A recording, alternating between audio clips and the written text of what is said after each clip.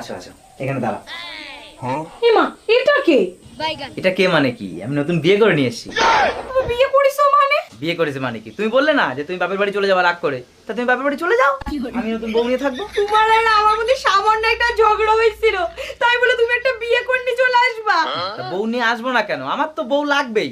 আমার কাপড় কাচার জন্য বউ লাগবে, আমার ঘর সামলানোর জন্য বউ লাগবে, আমার ভাত রান্না করে দেওয়ার জন্য বউ লাগবে, তাই বিয়ে করে নিয়ে এসেছি। তো তোমার সাথে আমি যতবার ঝগড়া করবো তুমি কি একটা করে বিয়ে করবা? হ্যাঁ, তুমি যেমন ঝগড়া করেছো বলে নতুন বউ নিয়ে এসেছি, যেদিন ও আমার সঙ্গে ঝগড়া করবে আর একটা নতুন বিয়ে করবো। তোমার ঘরে একটা বউ থাকতে তুমি আবার একটা বিয়ে করিছো, তোমার লজ্জা করলো না? ও মা, লজ্জা করবে কেন? আমি তো জামা প্যান্ট পরেই বিয়েটা করেছি। তুমি একটা কাজ করো, তুমি এটা বাড়ি দিয়ে আসো, আমি আর সতীনী সংসার করতে পারবো না। আর তাই বললে কি হয়? আমি ওর বিয়ে করে নিয়েছি। এখন তাড়াতাড়ি পাল্টায় গেলে।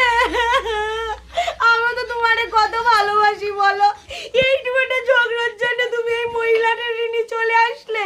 আমি কিছু জানি না, তুমি ওরা বাড়ি দিয়ে আসো, আমি এই সতীনী সংসার করতে পারবো না। হ্যাঁ, এই কথাগুলো তো আমার সঙ্গে ঝগড়া করার আগে মনে করা উচিত ছিল তোমার। তুমি বিশ্বাস করো, আমি আর কোনোদিনও তোমার সাথে ঝগড়া করবো না। ওরে এবার তুমি বাড়ি দিয়ে আসো। শুধু ঝগড়া না তো, ঝগড়া করার পরে তুমি রাগ করে ভাত রান্না বন্ধ করে দাও। এবার থেকে রান্নাও করবো।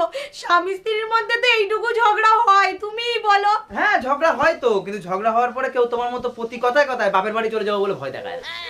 আর তোমারে আমি কোনোদিনও ভয় দেখাবো না যে আমি বাপের বাড়ি চলে যাব। ওরে তুমি দিয়ে আসো, আমি সতীনী সংসার করতে পারবো না। কিন্তু হ্যাঁ, কথা দিলাম। এ কথা নচ্চর হবে না তো? না, একদম না। তাহলে কথা দাও। হ্যাঁ, কথা দিলাম। বলো তুমি আর কোনোদিন ঝগড়া করবা না। আমি আর কোনোদিন তোমার সাথে ঝগড়া করবো না। আচ্ছা ঠিক আছে। হ্যাঁ বন্ধু, বৌদি তো মেনেই নিল, তাহলে রাত্রের পার্টিতে কিন্তু তোর দিতে হবে। অবশ্যই, আজকে রাতের পার্টি আমার পক্ষ থেকে। তুমি আজকে আবার মদ খাবা? বৌমা! এ কি মা, আপনি কতদিন না হেগে মুখ দিয়ে কেন হেগেছেন? বৌমা, আমি হাগিনি, আমার বমি হয়েছে, আমাকে সাপে কেটেছে। ওই দেখো, ওই দেখো, ওই সাপটা আমাকে কামড়েছে। বৌমা, আমার মনে হচ্ছে আমার সারা শরীরে বিষটা ছড়িয়ে যাচ্ছে। আমি চোখে কেমন ঝাপসা দেখছি। বৌমা, তুমি তাড়াতাড়ি খোকাকে ডাকো। বৌমা, খোকাকে ডাকো। ঠিক আছে মা, আপনি এখানে বসুন, আমি এক্ষুনি আপনার ছেলেকে ডেকে নিয়ে আসছি। আমি এক্ষুনি ডেকে নিয়ে আসছি।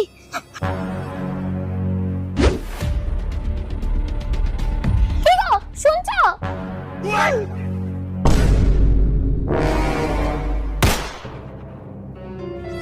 হ্যাঁ হ্যাঁ হ্যাঁ, ঠিক আছে ঠিক আছে, আচ্ছা আচ্ছা ঠিক আছে, ঠিক আছে, আমি এখন তাহলে রাখছি। হ্যাঁ, করে কেন বলছো? ছেড়ে দাও, ছেড়ে দাও, ছেড়ে দাও না।